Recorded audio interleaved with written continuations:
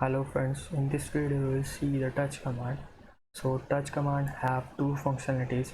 The first one is if the file name is not present in the current directory, then it will create a new empty file with the given name, and when the file name is present in the current directory, it will update its timestamp. So you will see the functionality by practical. So we will check which file names are present in our current directory. So the file name file.txt and text.txt are present, so we have to give some new file name, that is sum.txt, and press enter.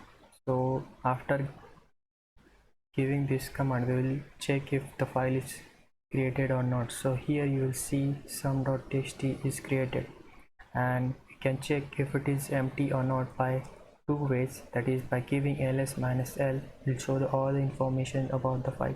So here you will see sum.txt has a size of 0 bytes, so there is nothing in it.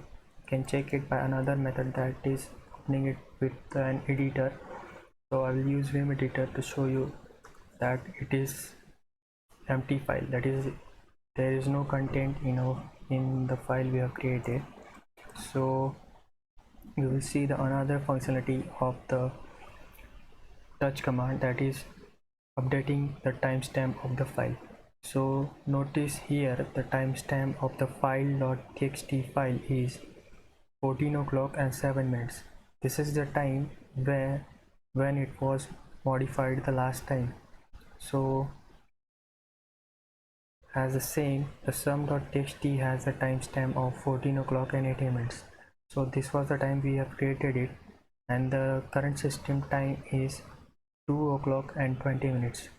That is same as, that is 2 minutes before the current time, that is we have created this sum.txt file 2 minutes before the current time, and this text.txt was created on 14 o'clock and 2 minutes. So whenever you give the touch command with the file which are present in the system, that is we will take this file, and when you run this, the timestamp will update to the current time. So here you will see the timestamp has been updated from 14 o'clock and 7 minutes to 14 o'clock and 20 minutes.